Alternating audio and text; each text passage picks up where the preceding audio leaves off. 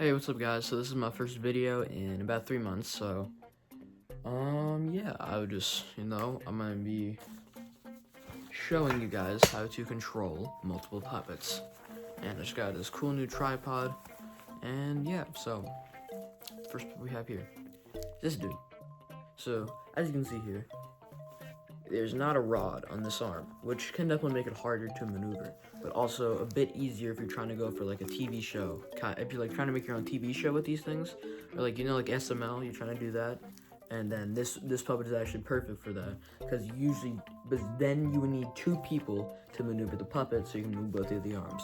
Now this puppet, all you gotta do for this one is just move it with this hand, and you move it with your left hand, and you use this to open the mouth, the right hand, to open the mouth. I really need a script. Yeah, so that is how you control this type of puppet. This is mainly a Melissa and Doug puppet. They make a lot of these types of things. I have another police officer one, and it's right over there. But this is how you use this type of puppet. Now, this one is probably not as popular, but I have this little sock puppet thing right here. Yeah, so this little sock puppet, all you have to do with this one, there's no arms or anything. I should definitely give him arms. This one's kind of broken, like you see, you can put your, thumb through there. So this one's kind of broken, but you can just move him out with your hand. That's all you gotta do. Yeah, so let's move on. So our next one is kind of similar to, if you've seen my green puppet Clover, this one is kind of similar to that. This one, I don't have a name for him, but yeah, so this is a puppet that has no arm rods, so this one is a lot easier to maneuver, but there's no arms, they just kind of are by the side.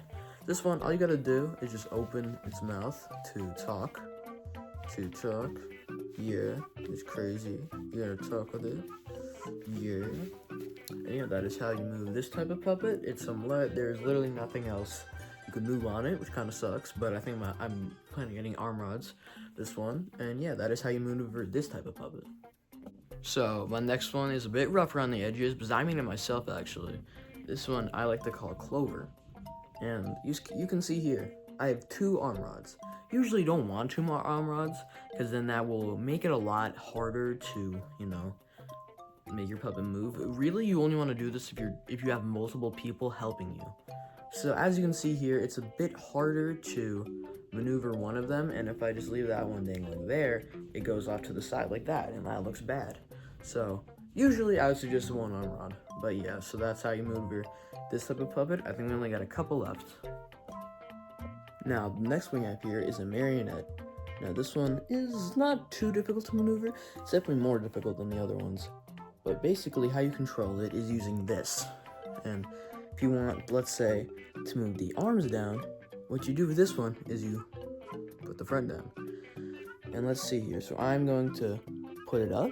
See how they go up, and I'm going to put them down. And that is how you control marionette. And let's say you want the hands, I should stand up for this. Let's say you want the hands to move side to side, like that. And if you want the legs to move, you're going to take the back of it, right about here, and then you're going to put that up, and that is how you get them to stand straight. Yeah, that is how you control a marionette. Only one more puppet left to go, I think. Alright, the last puppet we have here is Kevin.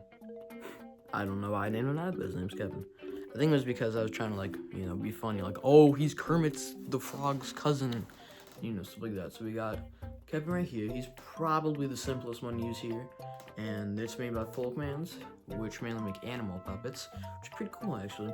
And so yeah, this guy, he's, you don't really want to use this guy if you're making a video or something, because, well, if you're trying to be professional looking, he's, got the entire arm, there's nothing to cover that up, but if you can just keep him out of frame, you should be good.